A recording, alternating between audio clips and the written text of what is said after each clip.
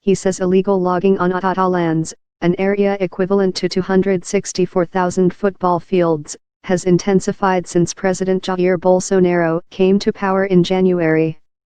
Bolsonaro, a far-right champion of agribusiness, vowed during last year's election campaign that he would not give up 1 centimeter more of land to indigenous communities in Brazil, home to around 60% of the Amazon rainforest.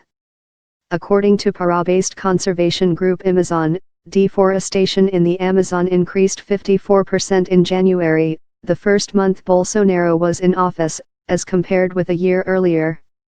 Some 37% of the devastated areas are in Pará. The Arara territory, where around 300 indigenous live, has been under government protection since 1991. But there are fears that could change under Bolsonaro, a climate change skeptic. Bolsonaro is poisoning the spirit of the people.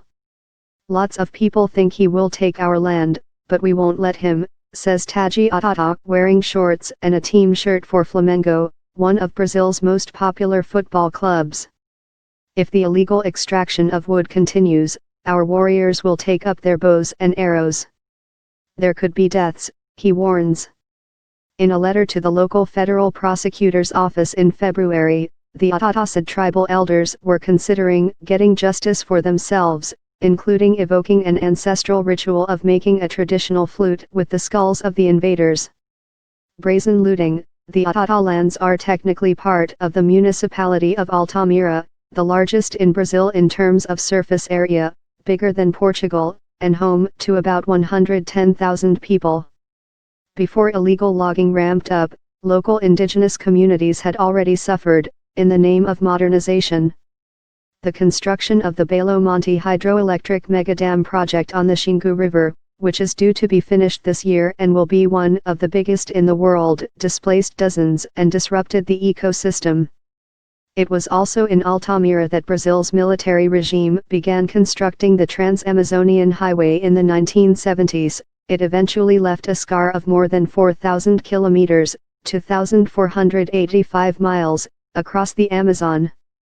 A plaque commemorating the highway's inauguration stands beside a veritable monument to the current problem of deforestation, the huge stump of a Brazil nut tree, one of the biggest in the Amazon and a key source of income for the Arara. Taji Arara points out the burned wreckage of a truck used to carry timber that was set on fire in February by scores of indigenous people. Just off the red dirt highway, loggers have bored their way into the rainforest using heavy machinery. Destroying everything in their path, the brazen looters are in no hurry to remove the timber, leaving it to be collected another day. When they are caught in the act, they say that these lands belong to no one, that the Indians are idiots, that they are lazy because they don't want to plant soybeans, says Taji Arara.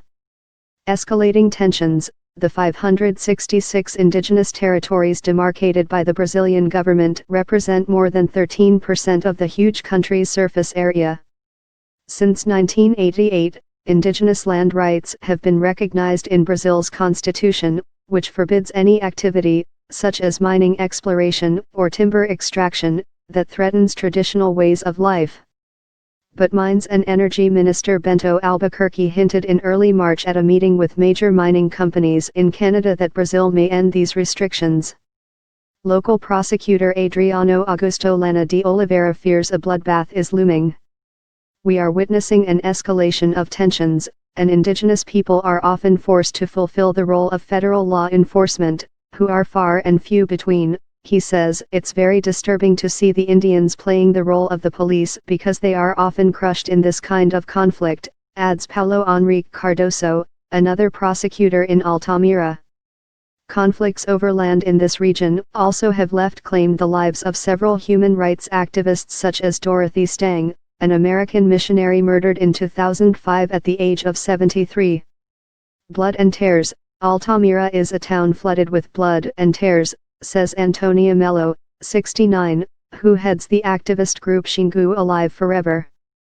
Unfortunately, the situation, which was already deplorable due to the irreversible consequences of the Belo Monte Dam, worsened with the election of Bolsonaro, says Mello, who keeps photos of Stang and other murdered activists in her office. He was elected with hate speech, and now that he is in power, the timber traffickers and the big landowners have become emboldened. Last month, Government Secretary Carlos Alberto dos Santos Cruz went to Altamira to meet with indigenous leaders. He promised to seek backup for the federal police and environmental organizations in the fight against deforestation. But Dos Santos Cruz rejected suggestions that Bolsonaro's anti-environment rhetoric had fueled incursions into indigenous lands. That is an absurd interpretation. The president's language has always been respectful of the law. This invasion of any land, indigenous or not, is intolerable, he said.